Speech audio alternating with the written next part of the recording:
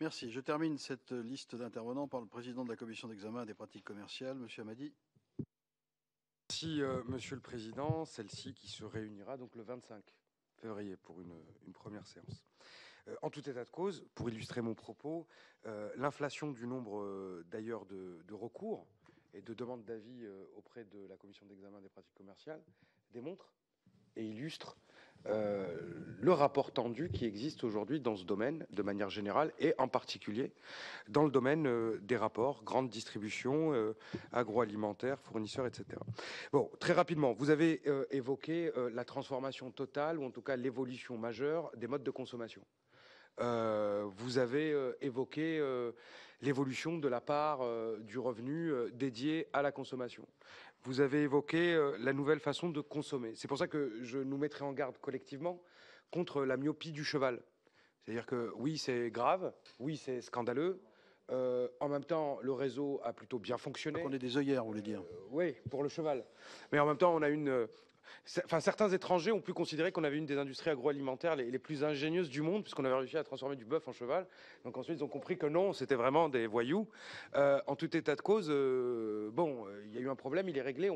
Il y a aussi ce syndrome français qui fait que maintenant, on va, pendant 6 mois, être là-dessus et ne voir le grand débat qu'on va avoir d'ailleurs sur la consommation. Il y a une loi qui est dédiée exclusivement à travers ce prisme, ou dans le domaine de l'industrie agroalimentaire, ou dans le domaine de la distribution. Ma question est la suivante. Transformation des modes de consommation, évolution, circuits courts, etc., qui ont un impact sur la manière de produire même. Mais puisque ça a un impact sur la manière de produire, comment vous tirez les conclusions de ces évolutions de la consommation, de ces évolutions de modes de produire sur la relation commerciale? Ce qu'a commencé à évoquer Serge Papin, la place des PME.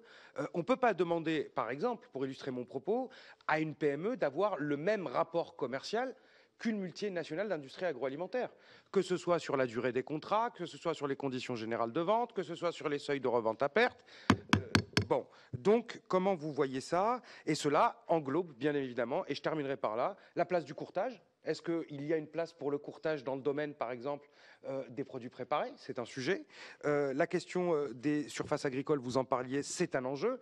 Un jeune agriculteur ne va pas s'installer s'il n'a pas une garantie de moyen long terme, notamment en contractualisant avec l'industrie agroalimentaire, mais y compris avec la grande distribution. Et d'ailleurs, l'exemple qui a été donné de l'Italie, et l'exemple qui démontre comment la structure de production et de consommation impacte tout de suite le mode de relation commerciale. Très bien, Monsieur le Président. J'ai bien noté que vous invitiez toute la Commission prochainement pour marquer votre élection à la présidence de la Commission.